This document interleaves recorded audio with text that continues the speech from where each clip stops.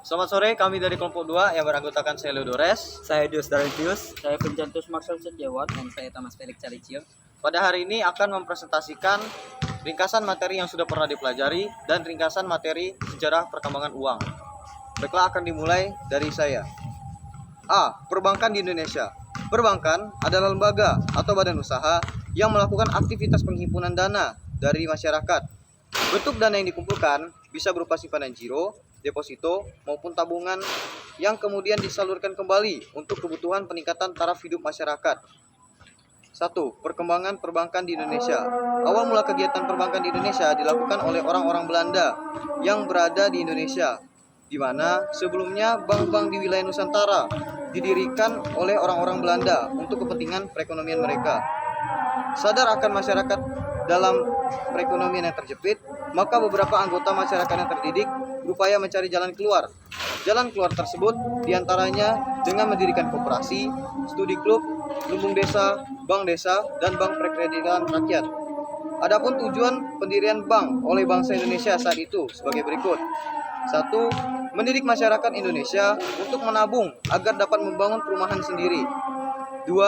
Membantu para pengusaha untuk permodalan dengan memberikan kredit kecil. 3. Membangun kekuatan ekonomi masyarakat dengan menyatukan modal dan menyalurkan kembali untuk kepentingan masyarakat. Selanjutnya akan dibacakan oleh saya tentang persyaratan dan pendirian bank. Bank merupakan lembaga perantara keuangan. Bank merupakan lembaga perantara keuangan yang seharusnya mampu melakukan mekanisme pengumpulan dana secara seimbang dan benar sesuai dengan ketentuan yang berlaku.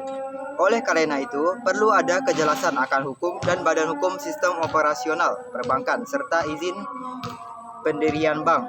Munculnya berbagai lembaga keuangan yang ada di Indonesia dewasa ini memang menuntut peran pemerintah dan pejabat yang berwenang untuk membuat peraturan dan undang-undang izin pendirian bank agar bank dapat lebih bermanfaat bagi semua orang.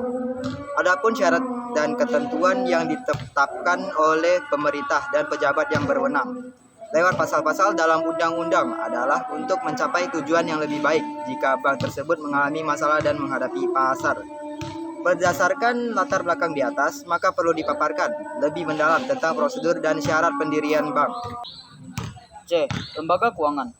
Lembaga keuangan sangat diperlukan dalam perekonomian modern, fungsinya sebagai mediator antara kelompok masyarakat yang kelebihan dana dan yang memerlukan dana.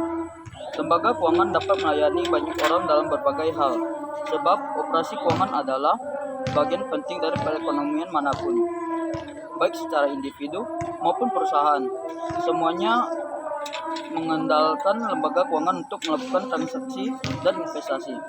Maka dari itu, pemerintah menganggap penting untuk mengawasi dan mengatur bank dan lembaga keuangan lainnya, karena peran lembaga keuangan sangat penting dan merupakan bagian integral dari perekonomian.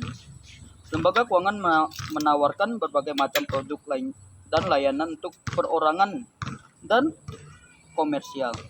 Layanan khusus yang ditawarkan pun sangat bervariasi antara berbagai jenis lembaga keuangan yang ada. Lembaga keuangan memiliki dua jenis, yaitu lembaga keuangan bank dan lembaga keuangan bukan bank. Yang keduanya memiliki fungsi yang sama, yaitu menghimpun dana dan menyalurkan kepada masyarakat, serta memberikan jasa keuangan kepada masyarakat yang membutuhkan. 1. Pengertian lembaga keuangan. Lembaga keuangan merupakan badan usaha atau institusi di bidang jasa keuangan yang bergerak dengan cara memberikan fasilitas jasa layanan keuangan, menghimpun dana dari masyarakat, dan menyalurkan kembali untuk pendanaan ke berbagai kegiatan keuangan yang memengaruhi jalannya perekonomian. Dan materi yang terakhir adalah sejarah perkembangan uang. Uang kita kenal sekarang ini sudah mengalami proses perkembangan yang sangat panjang. Tidak terdapat 5 tahapan dalam perkembangan uang. Berikut adalah tahapannya. Yang pertama adalah tabarter. Manusia pada zaman dahulu mengenal kegiatan pertukaran. Hal ini dikarenakan masyarakatnya masih primitif, sehingga untuk memenuhi kebutuhan hidupnya, mereka menghasilkan atau memproduksi sendiri.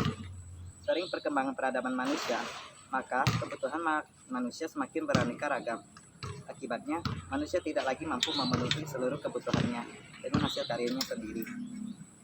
Untuk saling melengkapi kebutuhan satu dengan yang lainnya, masyarakat menukarkan barang mereka dengan barang milik orang lain. Adapun syarat untuk melakukan kegiatan barter sebagai berikut. Pertama, orang yang akan melakukan kegiatan barter harus memiliki barang-barang yang akan ditukarkan. Kedua, barang diperlukan harus saling dibutuhkan antara kedua belah pihak dalam waktu yang sama. Ketiga, barang diperlukan nilainya harus sama.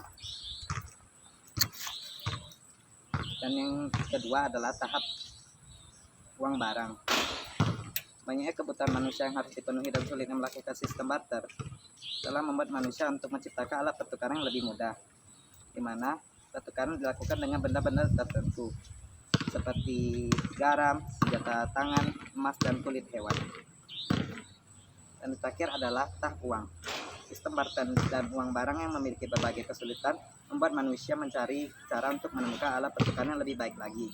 Pada perkembangannya, manusia menetapkan benda yang dianggap paling cocok sebagai alat tukar menukar, yaitu logam.